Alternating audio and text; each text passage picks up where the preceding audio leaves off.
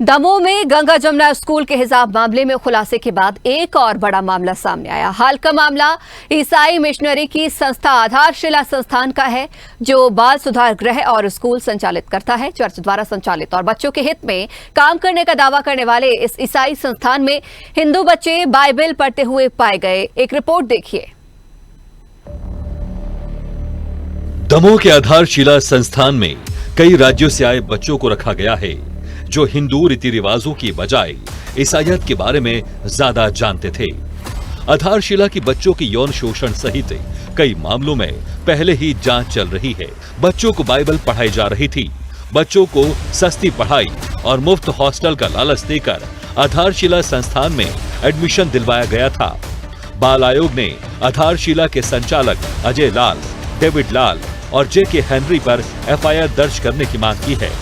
स्वदेश न्यूज ने बाल आयोग की निवेदिता शर्मा से बाइबल मामले पर खास चर्चा की। मध्य प्रदेश के दमोह में फिर एक मामला सामने आया है, जिसे बाल आयोग ने जिसका खुलासा किया है, और अब की बार जो मामला है वो आधारशिला संस्थान का है। इस आधारशिला संस्थान में बाल गृह हैं, स्कूल है और भी तरह तरह की गतिविधियाँ होती हैं, और इसमें बच्चों को बाइबल पढ़ाई जाती थी।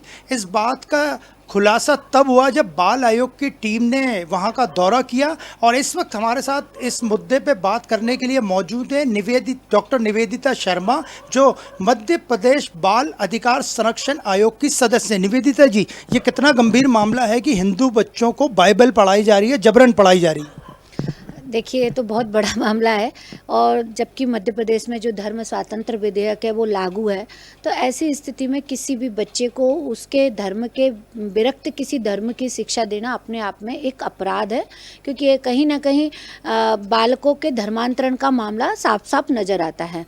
और वहाँ पर जिस प्रकार से उनको बाइबल दी गई है वो उनकी उम्र के अनुसार दी गई है। ऐसा नहीं है कि सबको एक जैसी बाइबल दी गई, उस पर बाकायदा लिखा हुआ कक्षा 1 से 5वीं तक के लिए। जो बाइबल दी गई है उसमें ओल्ड टेस्टमेंट और न्यू टेस्टमेंट दोनों हैं? ये तो मुझे नहीं पता है, पर उसमें पूरा ऐसा ओल्ड टेस्टमेंट वो नहीं है। उसको बिल्कुल कहानियों के माध्यम से बाइबल को कैसे सिखा सकते हैं, और उसी तरीके से, यानी उसमें बाकायदा चित्र बने हुए। क्योंकि आप अगर ये सोचेंगे कि 1 साल का बच्चा है वो बाइबल पढ़ेगा तो कैसे पढ़ेगा, क्योंकि वो तो दूसरे धर्म से आया है, तो उसको कैसे समझाएं? तो उसमें बाकायदा चित्र बने हुए हैं, चित्रों के माध्यम से उसको समझाने का प्रयास। आपने बच्चों से जब सनातन के बारे में प्रश्न किए तो उनका क्या कहना था? मैंने बच्चों से पूछा कि आप लोग घर जाते हैं कि नहीं जाते हैं, तो उनका ये कहना था कि हाँ, हम लोगों को छुट्टियां मिलती है। मैंने कि कब कब मिलती है? तो उन्होंने बताया कि दीपावली पर मिलती है, होली पर मिलती है, और क्या कहते हैं, क्रिसमस पर भी मिलती है। तो मैंने कहा अच्छा, दीपावली कौन कौन मनाता है? तो जो हिंदू बच्चे थे, ये चौंकाने वाली बात है, उन्होंने कहा हम केवल पटाखे जला लेते हैं और हम लोग और कुछ नहीं करते। तो मैंने कि क्यों, और क्यों नहीं करते घर में पूजा?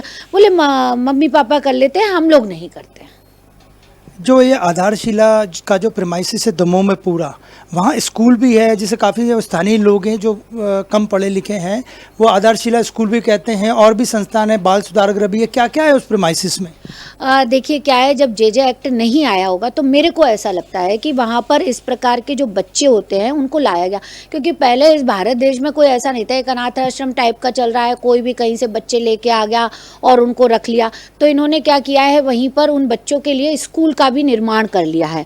परंतु जब जे एक्ट आया तो इन्होंने जो बच्चे थे उनको क्या कहते हैं, अपने आश्रम को जे एक्ट के अंतर्गत रजिस्टर्ड कराया। पर इसमें एक चौंकाने वाली जो बात है कि पिछली बार भी जब राष्ट्रीय बाल आयोग के अध्यक्ष प्रियंका कानून को गए थे तो उन्होंने भी इस चीज को उठाया था, परंतु आज तक शासन ने उस पर कार्रवाई नहीं की कि इनका जो बालिका गृह है वो अवैध है, और नोटिस भी जारी किया गया है। उसको किसी भी प्रकार की मान्यता नहीं है और किसी भी प्रकार की उसको फिट फैसिलिटी घोषित नहीं किया गया है। इसीलिए वहाँ किसी भी प्रकार की बालिका गृह का संचालित होना और लड़कियों का मिलना अपने आप में ही अवैध है।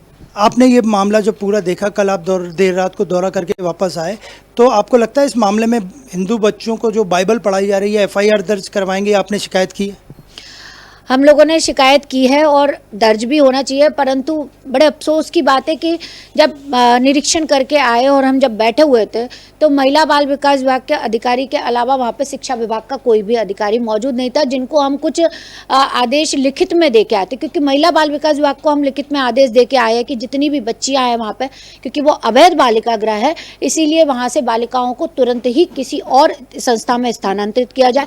साथ ही साथ बाल गृह की मान्यता है परंतु दिव्यांग बच्चों के बाल गृह की मान्यता नहीं है, तो जो दिव्यांग बालिकाएं हैं और दिव्यांग बालक हैं उनको विशेष जो दिव्यांग बाल गृह बालिका गृह होते हैं वहां पर स्थानांतरित किया जाए।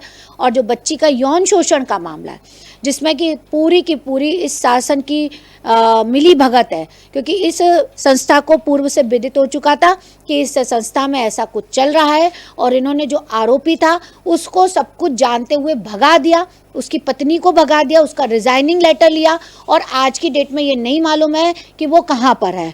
और उस संस्था ने ही इसकी एफआईआर कराई अपने को बचाने के लिए, परंतु शासन ने कहीं भी संस्था को दोषी नहीं माना, ना ही इस मामले में संस्था पर जांच की, क्योंकि जब भी ऐसे कोई मामले आते हैं तो ये शासन की जिम्मेदारी होती है कि सभी बच्चियों से 1 to 1 बात की जाए और ऐसी बच्चों को सुरक्षित वातावरण दिया। आधारशिला मामले में आप चाहते हैं, आयोग चाहता है कि एफआईआर दर्ज हो?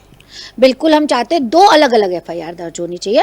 एक एफआईआर जो इन्होंने अभी दर्ज कराई है उसमें केवल डेनियल को आरोपी बनाया है, परंतु हम शासन को लिख के आए और ये मांग करते हैं कि इसमें संस्था को भी आरोपी बनाया जाए, क्योंकि पॉक्सो एक्ट ये कहता है जब आपको पता पड़ गया था तो 24 घंटे के अंदर सूचना देनी चाहिए। बाइबल वाले मामले में भी एफआईआर? बाइबल वाले मामले में भी एफआईआर होना चाहिए, क्योंकि यहाँ पर किसी भी प्रकार का माता पिता से कंसेंट नहीं लिया गया है कि हमारे बच्चों को ये पढ़ाया जाना चाहिए। सारे बच्चे हिंदू ही थे वहाँ? नहीं, सारे बच्चे हिंदू नहीं थे, कुछ बच्चे क्रिश्चियन थे और कुछ बच्चे जो थे वो अनुसूचित जनजाति के थे, परंतु चूंकि हमारे संविधान के नियम अलग अलग है, परंतु जो बच्चे अनुसूचित जनजाति से अलग थे वो उन बच्चों के लिए हम मांग करेंगे कि उनके लिए एफआईआर दर्ज की जाए।